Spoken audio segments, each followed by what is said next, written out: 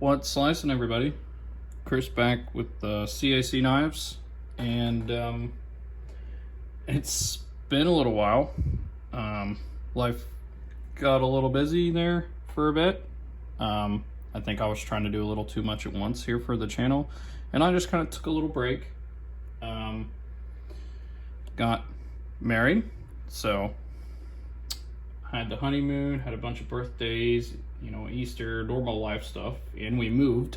So if the lighting is a little different, that is why. But I'm ready to get back into it. I plan on posting videos a little bit less often than what I was going to do. That way I can post at least one a week. Some weeks we'll have two. And I plan on signing up for one of the monthly knife club subscriptions next month. So those will be at least 2 videos that'll be done with every month. One for the quick unboxing and one to kind of actually review the knife that was in the unboxing. Sometimes if I don't like those knives, maybe those will be the knives that are in giveaways, or they will even be the knives that get posted to my eBay, which I do sell knives there from time to time, which is Ohio 9, I think is what eBay gave my name. But yeah, just one more thing before we get into the review today. If you guys could help me out by liking the video if you liked it, or if there's any improvements you think I could do with these videos, leave it down in the comments. And if you like the channel, consider subscribing. I love knives, I love this hobby, I love the community, and I'm just happy I'm slowly becoming more of a part of it. But today's knife is the Eafengrow. It's the exact model number here. EF915. It's my only knife I currently own in jade. It's a very pretty knife. And, you know, this company's had its ups and downs earlier on in the knife community. The company Eafengrow was copying a lot, but eventually it started making some of its own original designs, which I believe is what this is. I have not personally seen this exact knife anywhere. Yes, I did change out the pocket clip. We'll get to that in a bit, but I have not seen this as a copy of another knife or anything, so this may be one of their original designs. If this is a copy of something, let me know down below. But guys, this knife was 25 bucks, and let me tell you, in terms of price for your money, I don't recommend anybody ever get a knife that's under 15, because they will be cutting tools, but you know what, for $5 to $10 more, you can get things like this, and it is a huge jump. Because what we have here is layered G10. It's kind of hard to see, but you can kind of see it in the light there, that the layers of G10 on the knife. Oh yeah, there you go. Kind of see it right here around the pivot. And it is smooth on the edge there, but where those layers are, it does give you grip. So yeah, the knife, it is very comfortable. Wow, this knife is so comfortable, so smooth. But let's continue going over everything. It has blue, I don't know if you want to call it anodized, because I'm sure they're just stainless steel, screws and pivot collar. And the original clip, which is over there in my knife case, but the original clip was just silver stainless steel. And as it turns out, the Civivi titanium clips that were on sale, I don't know if they're still on sale, but you know, the ones that were like this, that came in a pack of 4 or 2 packs of 2, they fit this knife. And let me just say, that is an awesome, just little addition to the knife. I think the only thing that they didn't hit the mark with on this is the spacers. They made silver.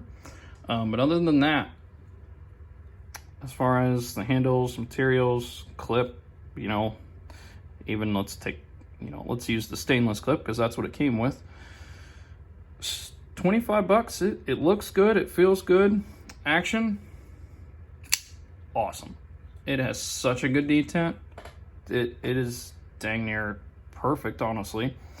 And it has a two-tone blade, which I love. Anybody that's been on my channel before, seen some of my other knives, knows I love two-tone blades. I don't know why. I think it's just the contrast. But it is in D2, which, you know, again, 20 to 25 bucks, pretty good. You know, that's some good blade steel. Now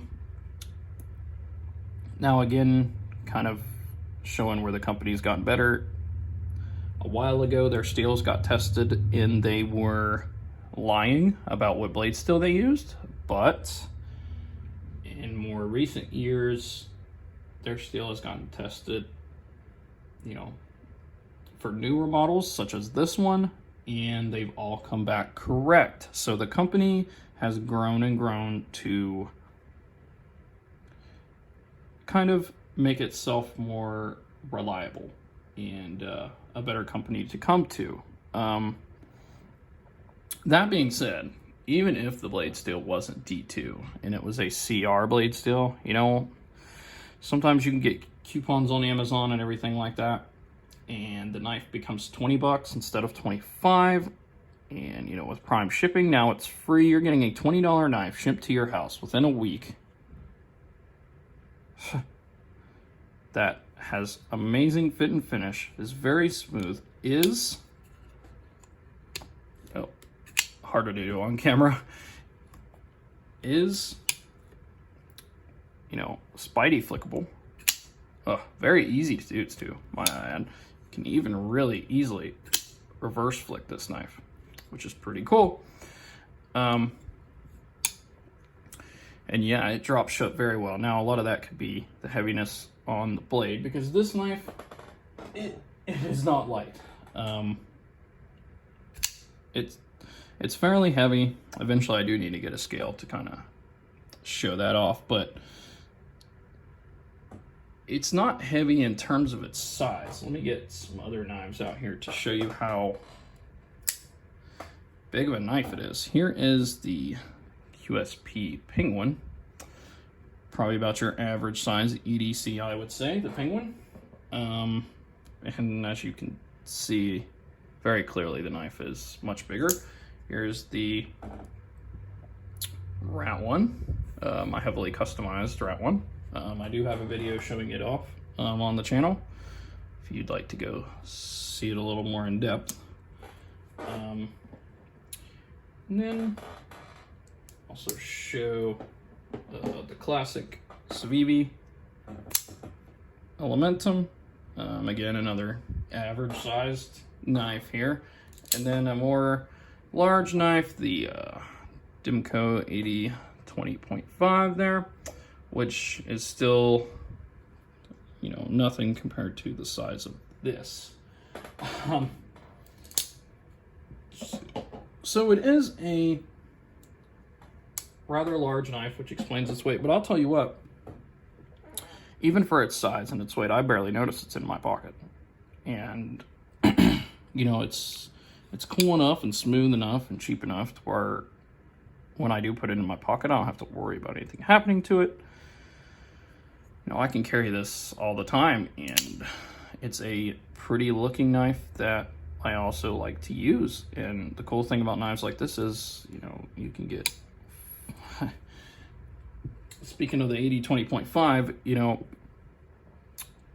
this knife generally costs, we'll go 130 to 160 in Austin out there on the market, depending on which ones you get. The orange and black one right now, I haven't seen any cheaper for 160. You know, Austin is made in Taiwan, not China, and is at MQ80 20.5 with the shark lock. So, but let's even use its original price of 150 bucks. That means you can get 6 different, you know, Eafengrow knives for that price. For the terms of having more knives in your collection, for quality and all that, you know,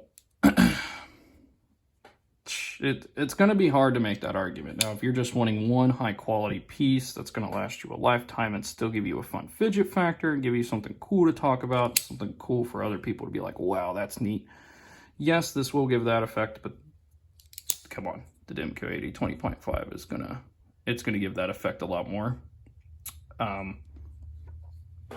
But you know, that being said, this is definitely made me want to get another Eafengrow knife in the future if I ever find one that I really, really love, especially since some of them I can put Civivi clips on.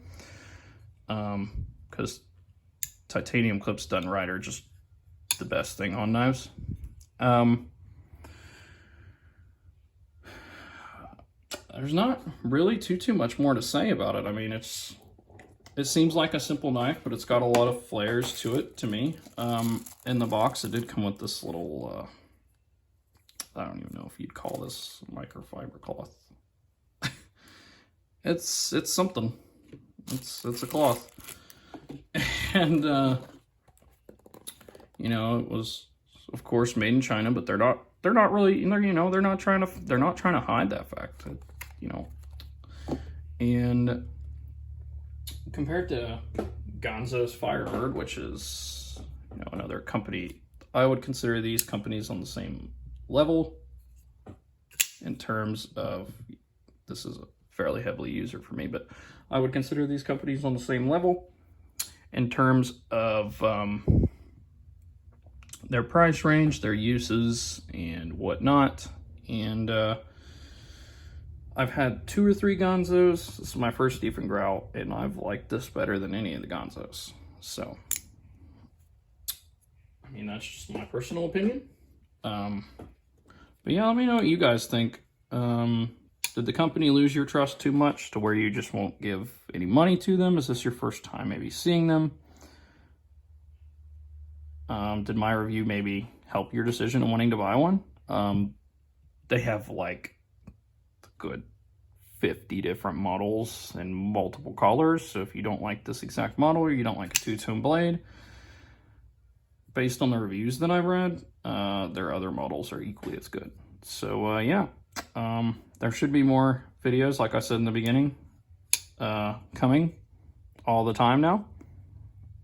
At least 1 a week.